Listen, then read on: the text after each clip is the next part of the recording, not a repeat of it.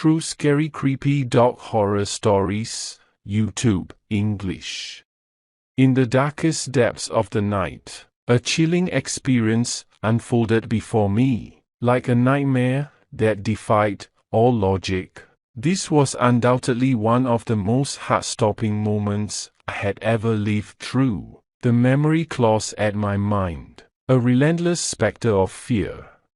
It was a night fraught with foreboding, a night when I took my dog, a loyal companion named Bailey, for a seemingly innocent walk. But from the very beginning, the shadows held a sinister secret. The year was 2015, a pivotal moment when I was faced with a choice between embracing modern technology and welcoming a four-legged friend into my life. Fate guided me toward Bailey, a sprightly pup who would soon reveal a world of terror I could never have anticipated.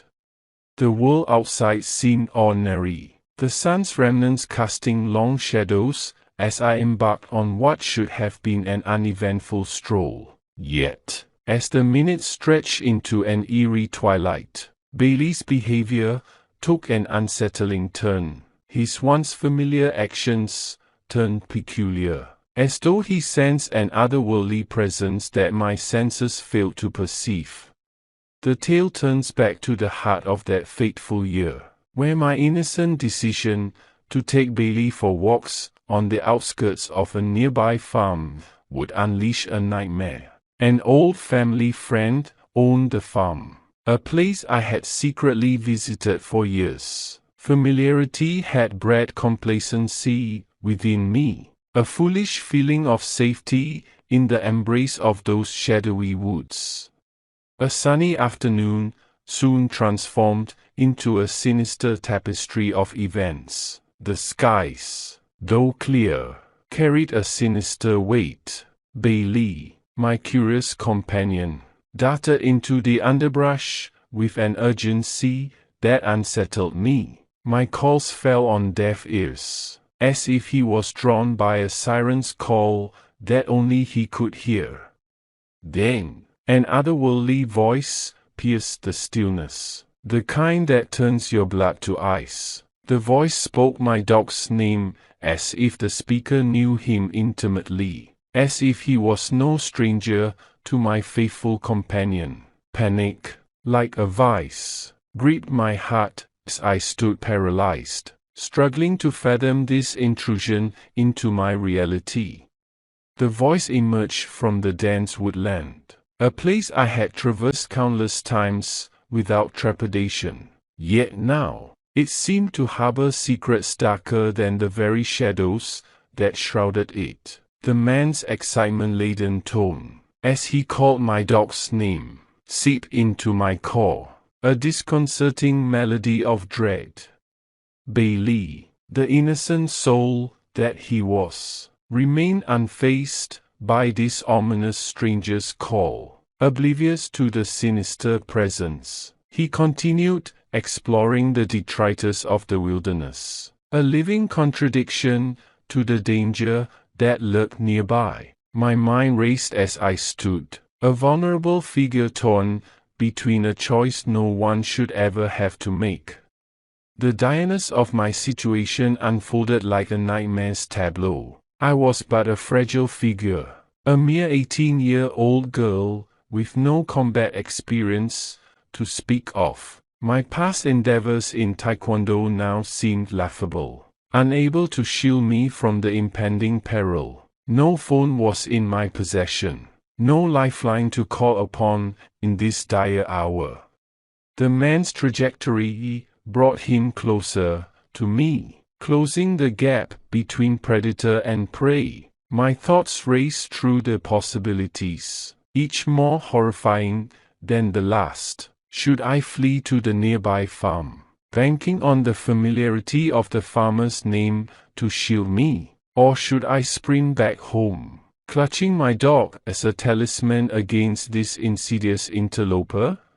The inexorable march of fear crescendoed, my heart pounding in my ears, as the stranger emerged from the woods. I took the only route that seemed viable. I ran, my legs pumping like pistons, propelling me across the field. The echo of footsteps behind me spurred me forward, the specter of danger nipping at my heels.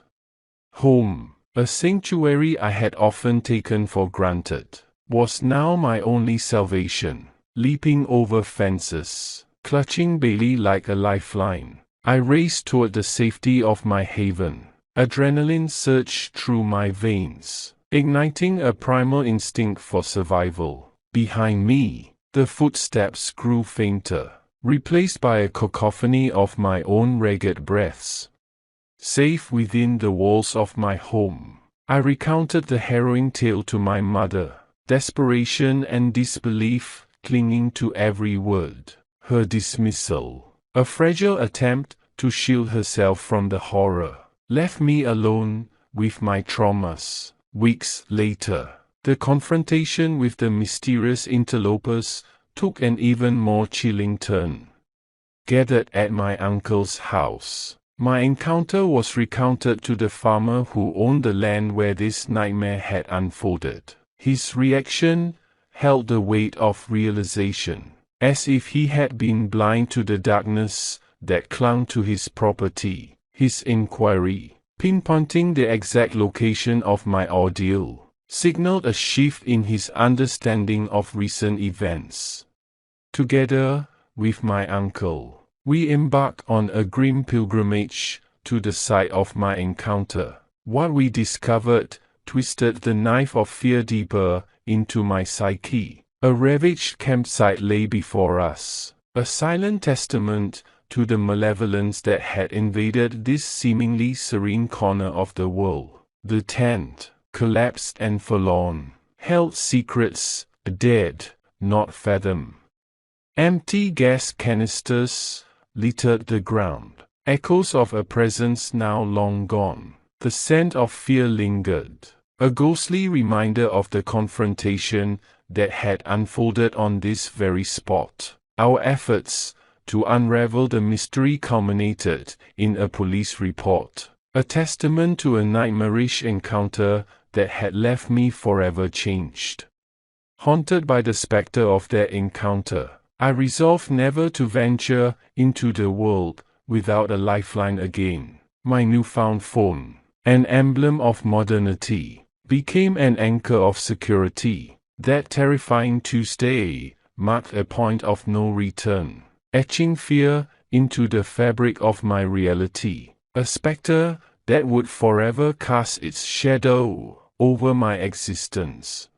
Months passed, but the echoes of that harrowing encounter refused to fade. The tendrils of fear had taken root in my mind, their grip unrelenting. Every step I took outside felt haunted, as if the woods themselves whispered secrets of the darkness that had once enshrouded them. The safety of my own home became a fortress against the unknown, a sanctuary from the malevolent forces that had threatened to engulf me.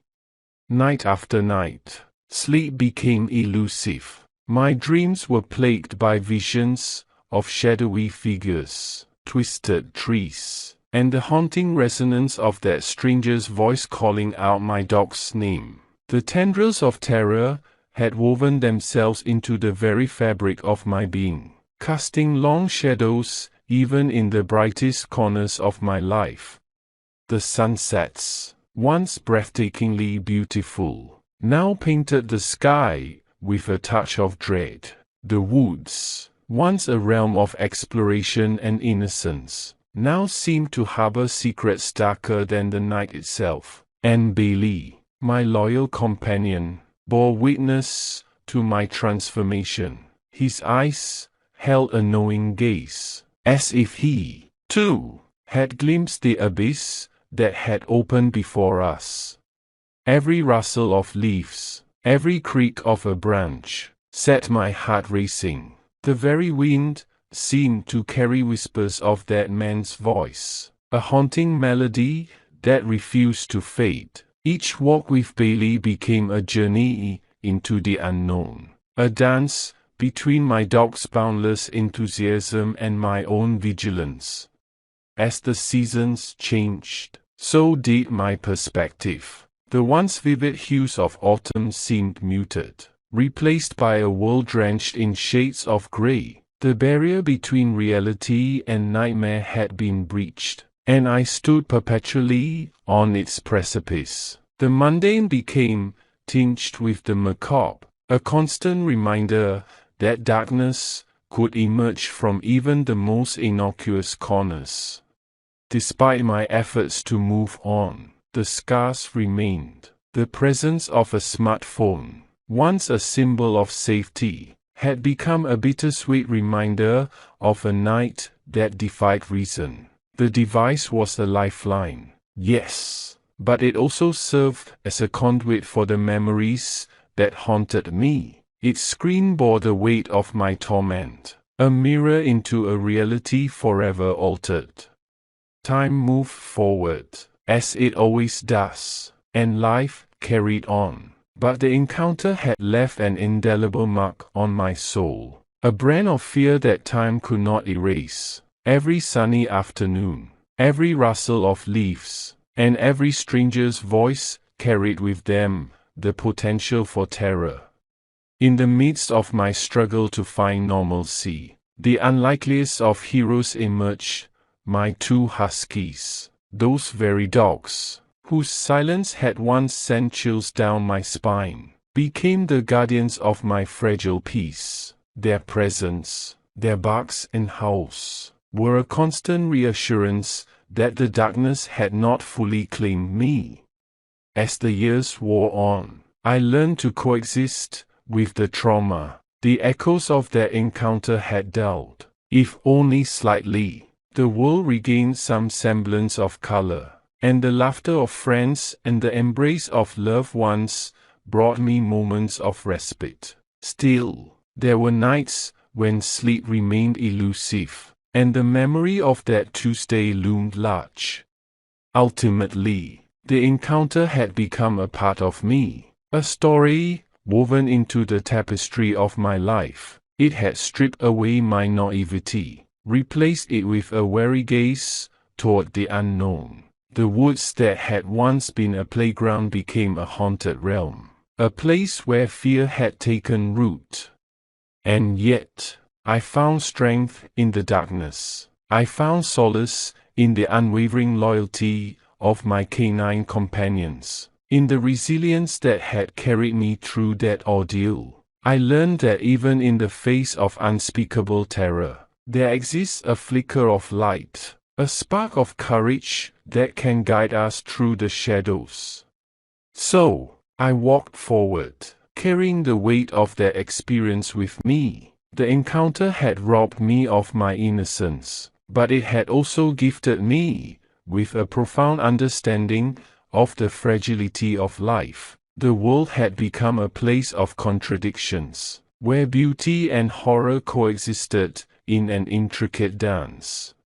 And as the years continued to pass, I found myself slowly reclaiming my sense of security. The scars remained, but they no longer defined me. They were a part of my story, a reminder of the darkness that had once threatened to consume me, and the strength that had pulled me back into the light.